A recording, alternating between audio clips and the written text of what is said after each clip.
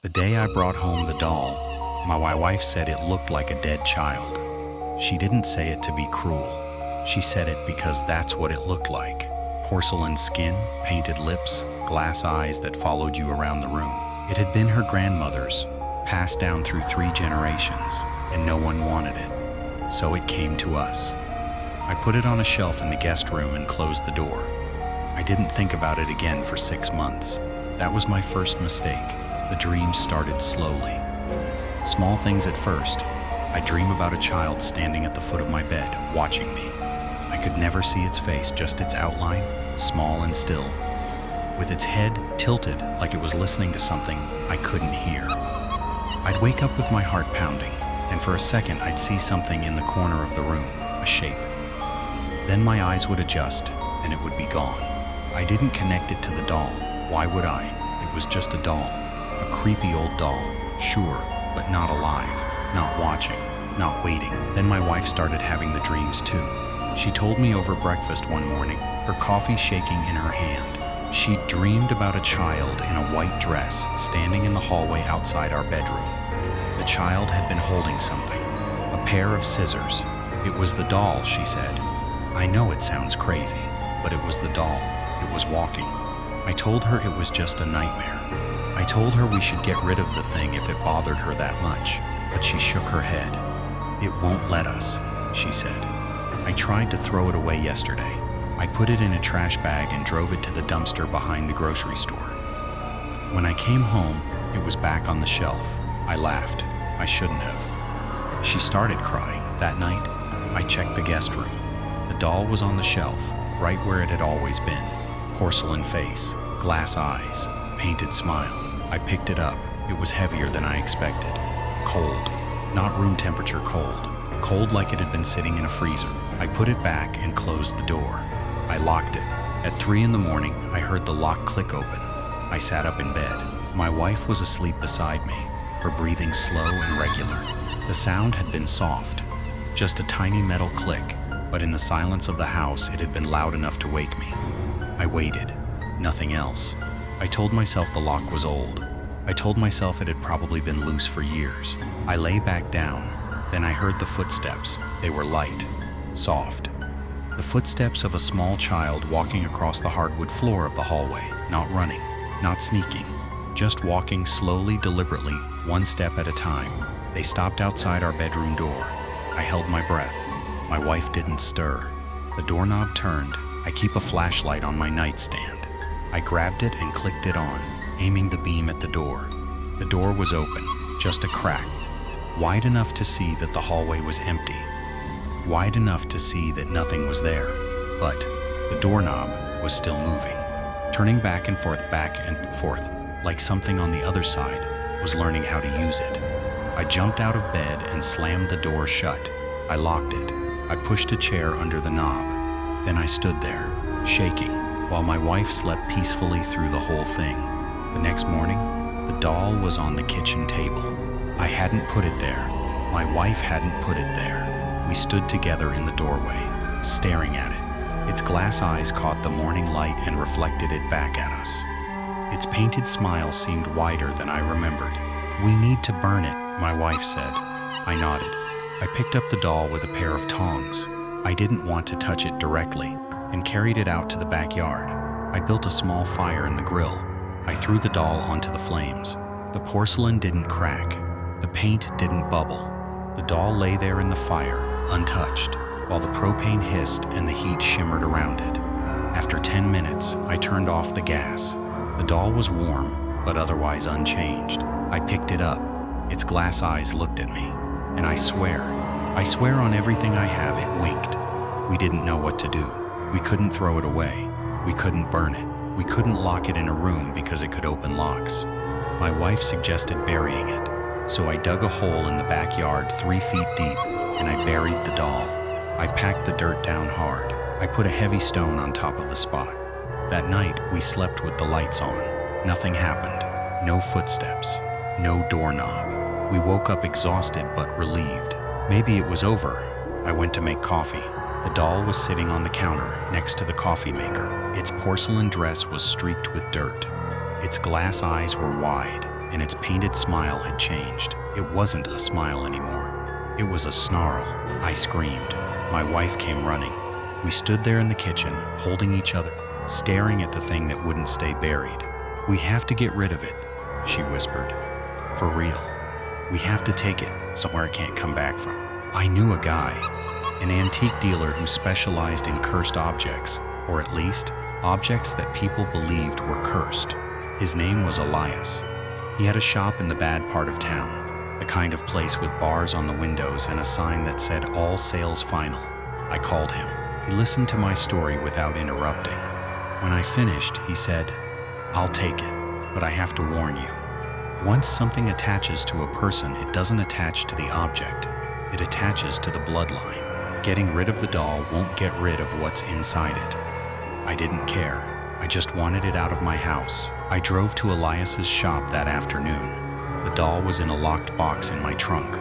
I could feel its weight back there, heavier than it should have been. The shop was dark, cluttered with old furniture and glass cases full of jewelry. Elias was an old man with pale eyes and a calm way of moving, like he had all the time in the world. He took the box. He opened it. He looked at the doll for a long time without speaking. "This isn't a cursed object," he said finally. "This is a vessel. Something was put inside it a long time ago. Something that was never meant to come out." He closed the box. "I can seal it, but it will cost you." I paid him.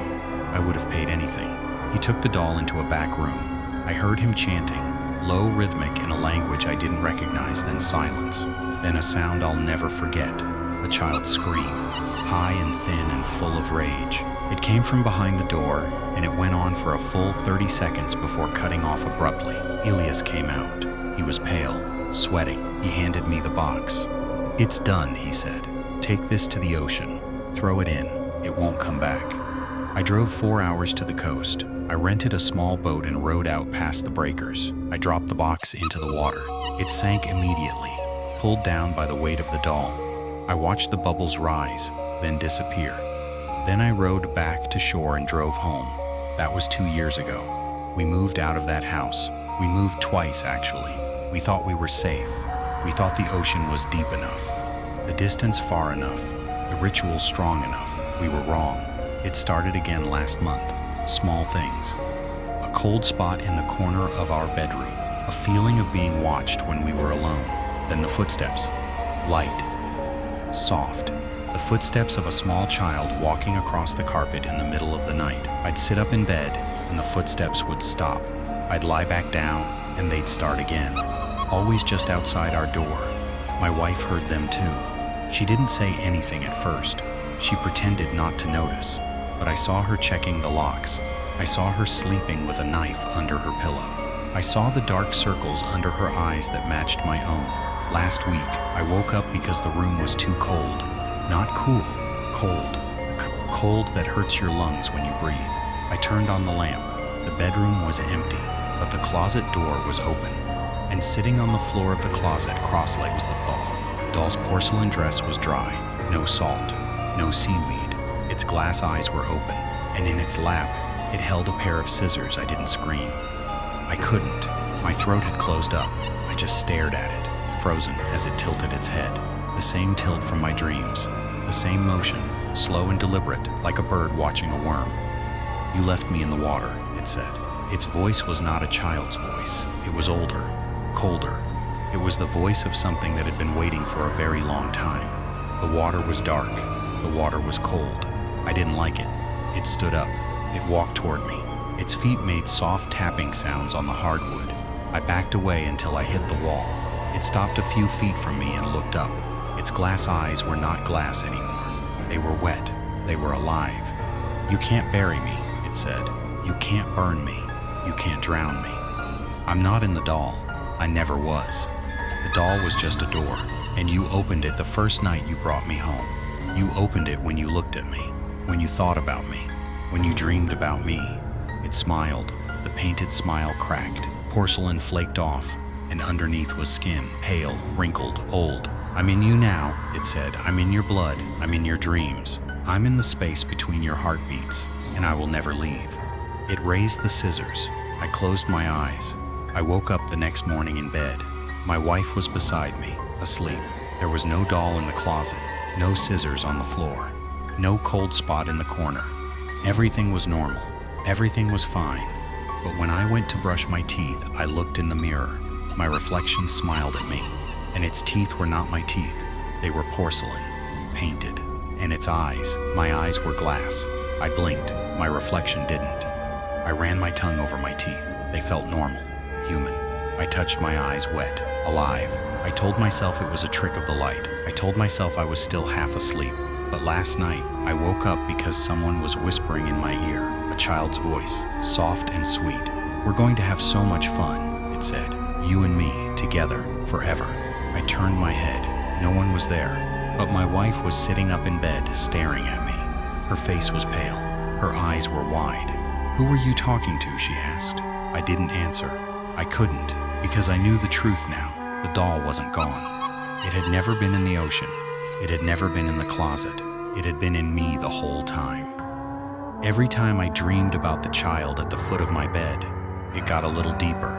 Every time I felt the cold spot, it got a little stronger. And now it's not in the doll anymore. Now it's in my reflection. And my reflection is learning to move on its own. This morning, I covered all the mirrors in the house. I duct-taped blankets over them. I don't want to see what's looking back at me, but I can still hear it, on the other side of the glass, tapping, whispering, smiling that porcelain smile. I'm going to tell you what Elias told me right before I left his shop. He said, "Some doors are not meant to be opened, but some doors open themselves. And once they do, you can't close them. You can only learn to live with what comes through."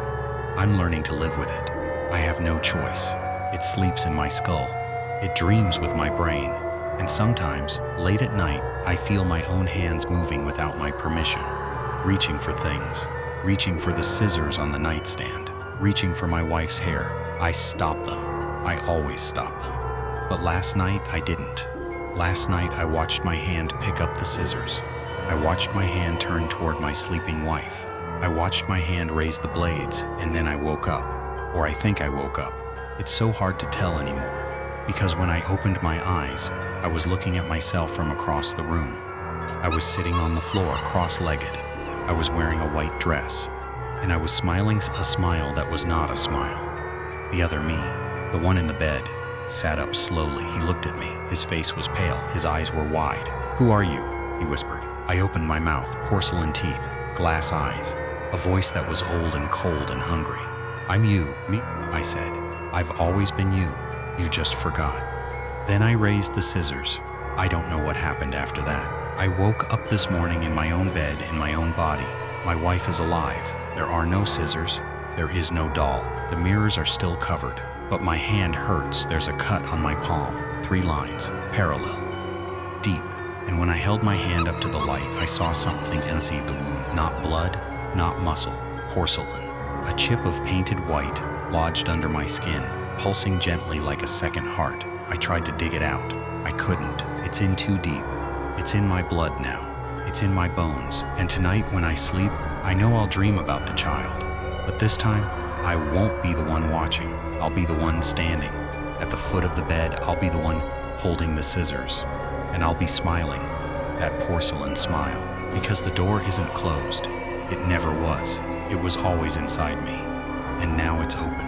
I'm so sorry. I didn't mean to let it in, but I think you already know that. Because you felt it too, haven't you? That cold spot in your room. That feeling of being watched. That whisper, just on the edge of hearing, when you're alone in the dark. It's not the doll you should be afraid of. It's the reflection that smiles when you don't. Check your mirrors. I'll wait.